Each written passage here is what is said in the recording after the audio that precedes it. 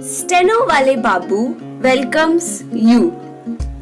Shorthand dictations in male and female voice from all sources like magazines, speeches, and editorials at various speeds up to 120 WPM for various departments like SSC, DSSB, CRPF, Delhi Police, etc.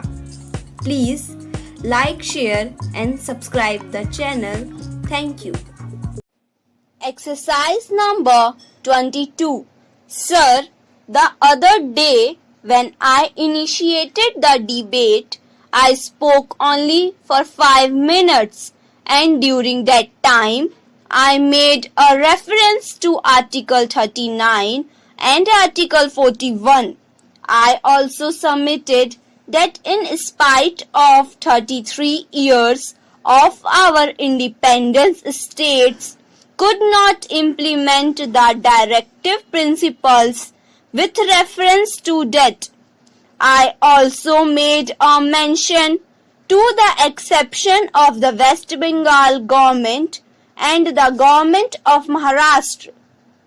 I was discussing the question as to the necessity of the introduction of this particular bill.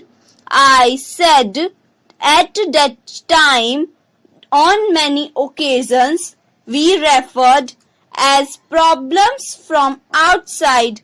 For example, when there is a price rise, it is usually said that there is price rise in all countries and therefore we cannot help it. Is it? With reference to the, I would like to invite the attention of this august House and the Honorable Minister as to what is the position abroad.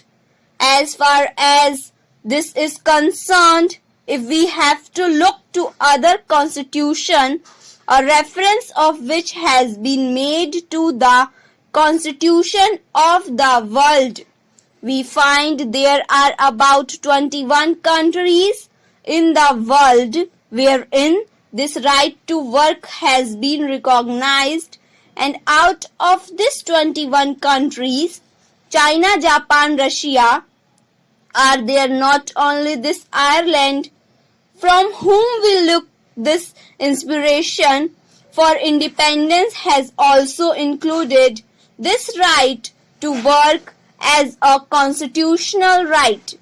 Not only this, there are other countries who also thought not to include the right to work as a fundamental right in their constitution, have provided for unemployment benefits. We find that there are about 28 countries which include Switzerland, Sweden and Australia.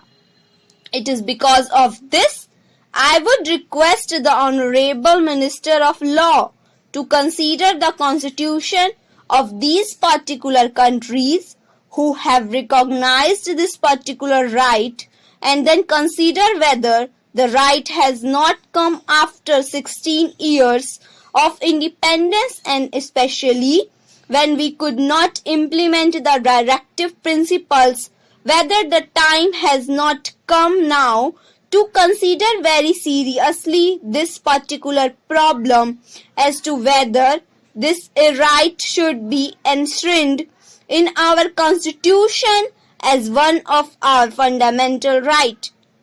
As far as our country is concerned, the government of West Bengal unanimously passed a resolution to this effect, and without exception all agreed to it. I would also like to invite the attention of the House to Rule 23 of the Declaration of Human Rights, which makes a provision of this right to work, and a directive has been given that all developing countries should provide such a right as a fundamental right, in their constitution. This matter was debated. There was an amendment to refer the fact to a select committee. The matter was referred to a select committee, but in the meantime, Parliament was dissolved. I would appeal to the Law Minister to accept two amendments of my friend, the founding father of our Constitution, in the Constituent Assembly, that political democracy cannot survive without economic and social democracy. It is in this background also that we have to take into consideration this particular aspect. The demand for this right to work to be included in the Constitution has been made by many youth organizations.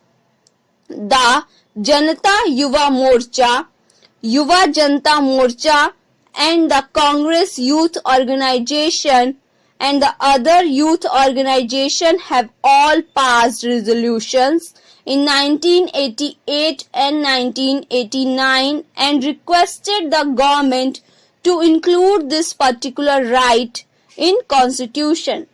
Not only that, I believe that there is no opposition to this bill because my honorable friend, who is not to be seen here now, has introduced a similar bill number 81 of 1990, where he mentions that where a citizen is not provided with work to enable him to earn his livelihood, the state shall render him assistance with unemployment allowance.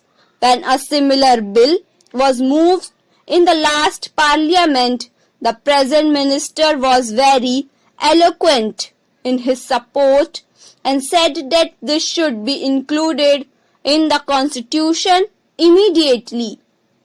I do not know whether has changed his mind because of the change of his position from this side to that side. I believe not. There is one more thing to which I would like to invite the attention of the House. Justice Khanna, when he was addressing the 15th annual convocation of Punjab University, said the commitment relating to right to work under Article 39 and 41 have in the face of mounting unemployment a strange ring of irony. These articles, he said, pose a question for all those who had been in charge of the affairs of the state as to how far they have carried out the mandate. He pleaded for solid hard work for carrying out the constitutional mandate. Lastly, there was a public demonstration by all the youths before the house of the Prime Minister for this. Thank you.